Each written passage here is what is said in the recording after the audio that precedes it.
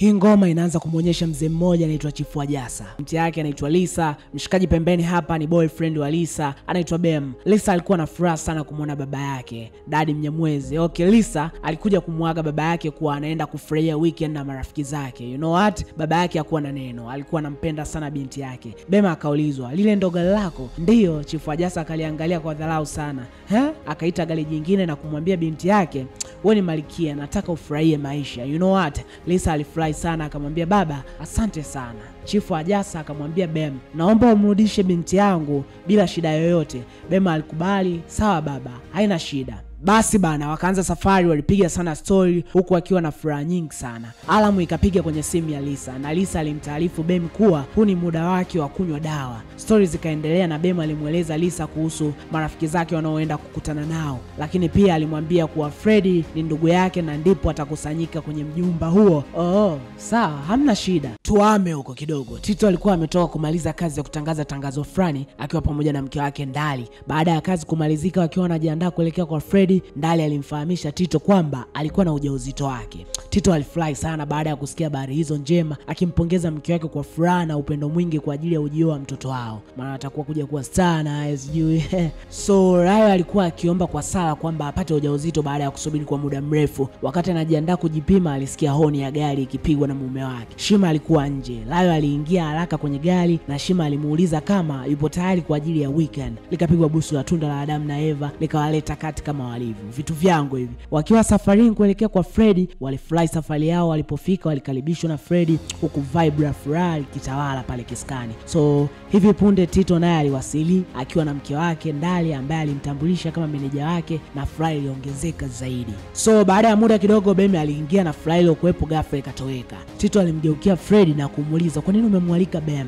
Freddy alijibu, "Yeye ni ndugu yangu, siwezi kumkataa." Huko Shima akiwa tayari amepaniki, Tito alijaribu kutuliza hali kwa kusema kuwa wamekuja kufurahia weekend na si vitu vingine. Freddy alimwambia Bem kwamba Shima amekuwa na mood mbaya, na Bem alimuuliza kama alimjulisha Shima kuwa atakuja. Freddy alipotezea. Lisa alionekana na wasiwasi, na walipowasili ndani Bem alimtambulisha Lisa kama girlfriend wake, lakini aliendelea kupuuzwa na watu wengine. So Freddy aliwaalika wote ndani na kuambia kuwa lazima wafurahie weekend hiyo. Alifungua champagne kuashiria furaha. Sasa hapo ndo weekend vibe ilipoanza. Oya ilikuwa sio poa mzee, hatari. Vibe lake ilikuwa sio lunch hii mzee, unaambiwa ilikuwa ni noma juu ya noma. Sasa mida ya jioni, wakati Lisa alipokuwa akichukua maji, Shima alijitokeza na kumuuliza hali yake. Lisa akiwa na hasira kali alimueleza kuwa amekuja kufurahia na boyfriend wake, mara anakutana na ex wake. Nini? Kumbe Shima alipita hapa. Noma. So Shima alimwambia Lisa ongea kwa sauti ya chini, utakiwa kusikika, hivi vitu ni deep, yani vitu fulani hivi mazidini. Lisa alipaniki sana kuongea vitu vingi sana. Shima alivyotaka kuondoka, Lisa akamwambia, "Nina mimba yako na nina mimba hii ni ya kwako na udhibitisho huu hapa." Shima akasema, "Huu ni uchizi. Naamini unaweza kuitunza siri hii." Lisa akamwambia, "Ulivyonipa cheni hii sikuacha kuvaa toka ulivyoniambia unanipenda." Kumbe ulikuwa ni uongo mtupu. Hamna kitu. Yani mnatudanganya. Washikaji zangu, wahenga wanasema utamu wa ngoma ingia ucheze. So weekend iliendelea kuwa tamu huku Lisa na Freddy wakiwa karibu sana. Walionyesha mapenzi yao kwa kupigwa busu la tunda la Adam na Eva, likawaleta kati kama kawaida yao. So wakati huo Rayo akiwa chumbani kwake akiwa anamuomba Mungu sana amjibu, kwani alitarajia siku hiyo kwenda kupima ili kudhibitisha kama ameshika ujauzito. Ujue swala tamu. So noma. Alikuwa na imani kuwa majibu haya angeweza kumshawishi mume wake kuwa anaweza kumzalia mtoto na kumletea furaha kubwa kwenye familia yao. It's okay. Timu nzima unaoiona hapo imekuja kwa ajili ya kuenjoy tu. So kesho yake bana, furaha kuenjoy weekend iliendelea kama kawa. Lisa ni maarufu sana mtandaoni, level kama za Mr. Mobeto tuseme like that. So aliamua kurekodi video ya kuposti akionyesha kuwa yupo kwenye mjengo mkali wa kifahari. Ghafla Tito alimpamia kwa haraka na simu ya Lisa ikaanguka chini. Wakati Tito akiokota simu, Lisa aliona tattoo nyuma ya mgongo wa Tito. Lisa alimuita Jailoka. Jambo moja lilimshangaza Tito. Lisa alimwambia, "Nimekupata, nimeona tattoo yako. Wewe ni my favorite person kwenye X video. Hasa ile video yako na Madam Officer." "Nimeisave mule." Tito aliomba radhi kwa aibu. "Samahani, naomba usinifuatilie." Lisa alicheka sana. "Umejaa." Kumbe mwamba Tito alikuwa noma alikuwa ni mzee wa WX. Poa basi. Tito alivyotoka kwa Lisa akaenda moja kwa moja kwa mke wake na kumwambia kuwa Lisa amemuita Jailoka na amesema ana video zake kwenye simu. So wakati huo Lisa alikuwa akiogelea na ghafla Ndali alifika na kumwambia, "Tunaweza kuongea?" Lisa alikubali, lakini Ndali alimuonya kuhusu mazungumzo yake na Tito. Lisa alijibu kuwa ni kuhusu J-Lock au kwenye X video, na Ndali alimtaka afute hizo video haraka sana. Lisa alijitetea, "Unamjua babangu?" Ndali akajibu, "Sihitaji kumjua, nataka ufute video, litakukuta jambo." Lisa kwa hasira, "Usinitishe babu, wewe nani?" Basi fresh tuachane nao wao. Weekend vibe iliendelea mzee. Sasa mida ya mchana, Layo alimwambia Shima kuwa kuna kitu anataka kumuonyesha. Shima alikubali, wakakutana ndani, likapigwa busu la tunda la Adam na Eva, likaleta kati kama walivyo. Layo akaenda kukaa kwenye kitanda, jamaa acha aanze kujiandaa akijua anapewa unyumba. Lakini haikuwa hivyo. Layo akamwambia, "Nataka tuombe." Shima alicheka sana. Akakubali, sasa atafanyaje? Akasogea karibu ya Lion, akamwambia afumbe macho waombe. Maombi yakaanza bana. Okay fine, huku upande wa pili Tito alikuwa akimlalamikia sana Ndali kuhusu wasiwasi wa video zake kusambaa mtandaoni, akiwa na wasiwasi wa kupoteza kazi, madili, kutokumwamini tena. Ndali alijibu, "Kuwa mtulivu basi, ili swala niachie mimi, nitalishughulikia, mimi ndo meneja wako au?" Sasa mida usiku Lisa alikuwa akiogelea wakati Freddy naye akaja kuogelea. Wakati alivyotaka kuongea na Lisa, umeme ukakatika. Freddy akatoka kwenda kushughulikia.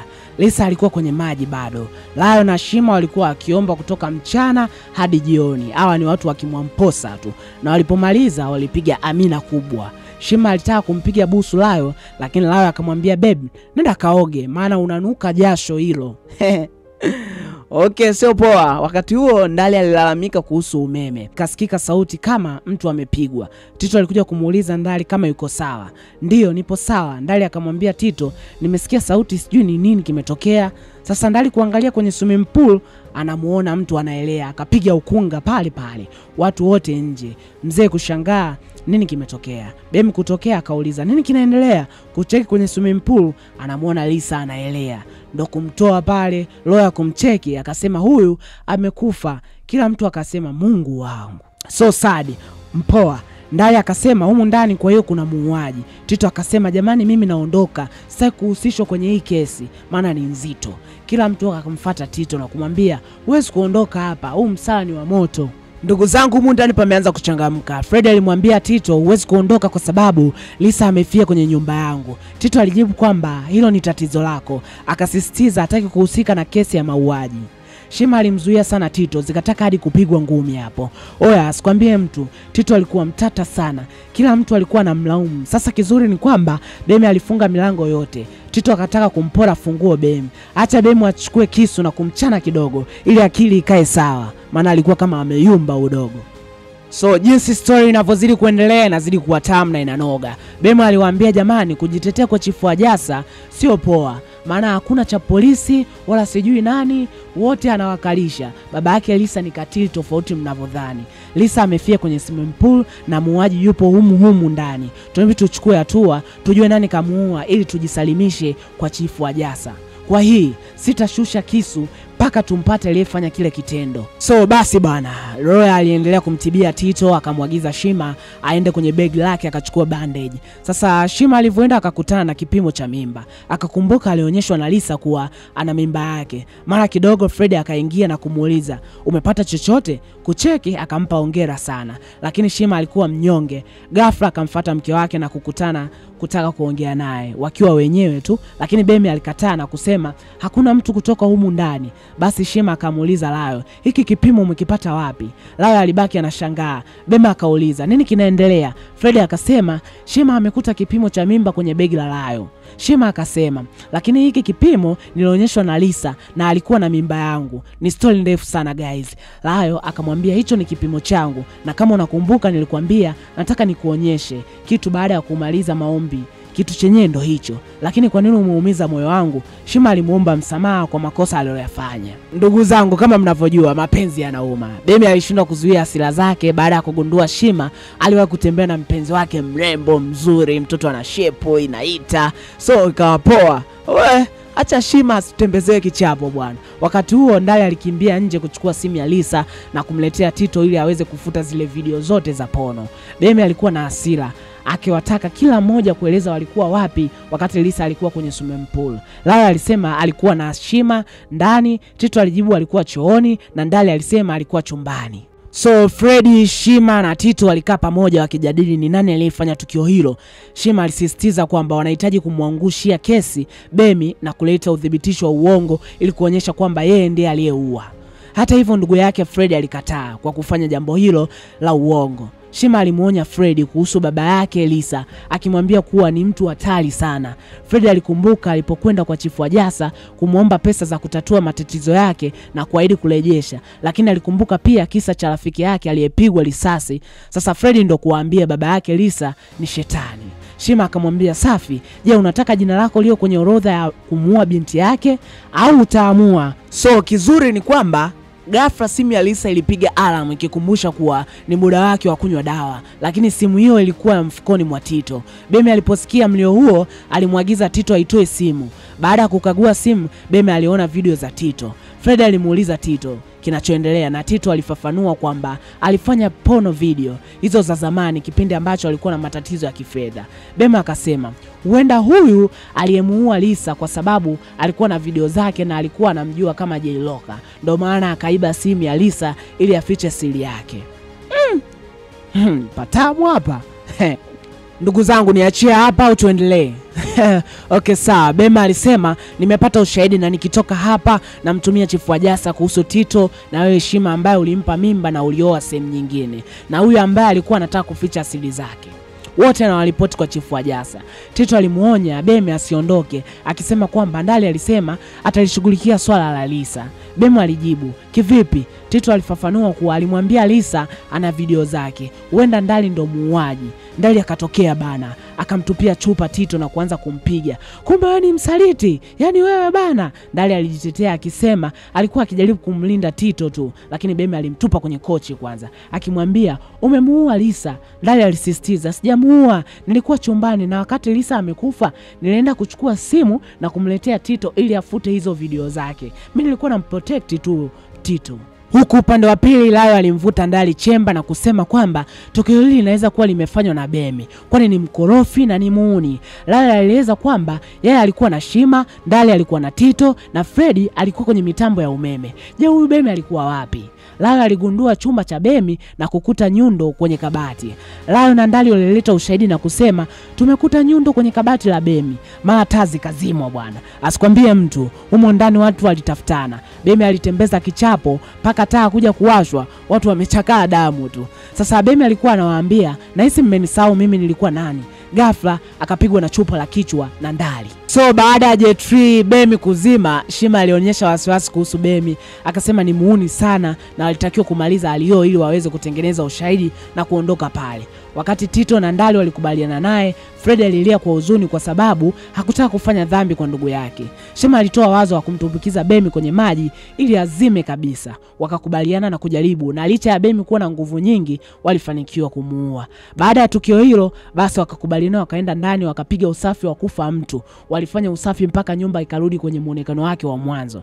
Yaani sio poa kwa kweli. So baada ya kumaliza usafi, Shima alichukua simu ya Lisa na Bemi na kuzipiga nyundo ili kuondoa ushahidi kabisa. Kisha walikwenda mbali kidogo na mji wakatengeneza ajali wakisema Lisa na Bemi walikufa kwenye ajali. Walirudi nyumbani na kila mmoja akakusanya mizigo yake kuondoka. Shima alimuomba msamaha Loya naye alimsamehe. Ndali alikosa subira na kumwambia Tito ampe funguo za gari, akisema hataki kuwa na mahusiano naye tena. Kila mtu aliondoka akijua kwamba kilichotokea hakikupaswa kujadiliwa popote pale kwa sababu ni msala huu. So ndugu zangu, ukweli tunaenda kuupata hapa kwenye hichi kipande. Kwa hiyo kaa attention. Huku Loya na Shima walifika home na Loya akashuka pale. Shima alikuwa anaangalia pembeni, ghafla akaona nembo ya cheni, akamfuata mke wake. Loya alimwambia tu tukaoge basi, lakini Shima hakujibu chochote. Shima akamuuliza umefanya nini? Loya akasema hiyo cheni nilibidi nipewe mimi lakini sikupatiwa. Akaenda kupatiwa mtu mwingine kabisa, na ukaniacha kunipa mimi mke wako zawadi ya anniversary yetu ya ndoa. Nilichokifanya nilichukua ili nikurudishie wewe unipe mimi zawadi. Shima akamuuliza tena umefanya nini? Lao ndo kuanza kumpa story kamili sasa huu mzigo. Ule muda ambao nilikwambia uende ukaoge, nilienda kupiga tukio. Nilimfuata Lisa, nikamwambia kuwa nahitaji kuongea naye. Lisa akasema kuhusu nini? Loya akajibu, nahisi utakuwa unajua nini nataka tuongee. Okay sawa. Siwezi kutunza hii siri. Nina mtoto tumboni. Na huyu mtoto ni wa Shima. Loya akauliza, una mimba? Lisa akajibu, mimi nilijua umekuja tuongee kuhusu habari za mimba. Loya akamwambia Shima, ulienda kumpa mimba mwanamke mwingine wakati mimi nipo na tulikuwa tunaomba kila siku kwa sababu ya kupata mimba. Loya akaendelea kumpa story. Lisa akasema, tulikuwa wapenzi, nilijua tutaishi wote mpaka kufa kwetu, kumbe sikumjua Shima hapo alivyokuwa mwanzo. Loya hakupoteza muda, maana maumivu yalikuwa yanamchoma sana, akambamiza nyundo ya kichwa. Lisa akapoteza maisha pale pale bana. Kwani maumivu ya mapenzi yanauma sana washikaji zangu. Baada ya hapo, Loya alienda kuweka ile nyundo chumbani kwa Bem ili kuonekana yeye ndo muuaji. So nahisi unapata picha nzima ya huu mzigo ulivyokuwa. Loya alimwambia Shima, umenisaliti, umenivunja moyo, lakini nimekusamehe. Shima alibaki anashangaa, akamuuliza, uliwezaje? Loya kwa sababu ni mshenzi na ni mwanamke ambaye ni anawivu sana, akamwambia, hatutaki kuongelea habari hizi mpaka tunaenda kufa. Basi bana, Loya akampa hongera Shima kuwa anakwenda kuitwa baba muda si mrefu. Shima aliumiza kichwa sana kwa kufikiri, yani kumbe umdhanie Sia kumbe ndiye bana. Noma. Basi bana, so Chifu Ajasa alimtuma mlinzi wake akamtafute binti yake, maana zilipita kama wiki sasa kumpata. Walifanikiwa kumpata na mlinzi akampigia simu Chifu Ajasa akimwambia kuwa wamepata ajali ya gari. Chifu Ajasa alitaka kujua kuhusu binti yake lakini hakupata majibu. Polisi walianza uchunguzi juu ya mauaji hayo mawili na marafiki zao walikamatwa kama washukiwa wakuu wa tukio hilo. So mmeona ubaya tunaita ubaya ubwela. Hii movie inafahamika kwa jina la A Weekend to Forget. Niandikie maoni yako kwenye comment, umeionaje movie? Je, kuna ushauri wowote unataka kunipa au kuna kitu fulani unataka kiongezeke kwenye movie recap? Niambie, mimi nitapita nacho. So na hapa ndo unakuwa mwisho wa kigongo hichi hapa, lakini kabla hujaondoka usisahau kusubscribe, kubonyeza notification bell ili uweze kuwa wa kwanza kupata notification wakati video mpya itakapotoka. Ulikuwa na mimi Kipaji cha Kijiji, kule Instagram nafahamika kama JDonOG. Tukutane kwenye video nyingine. See you when you see me. Goodbye.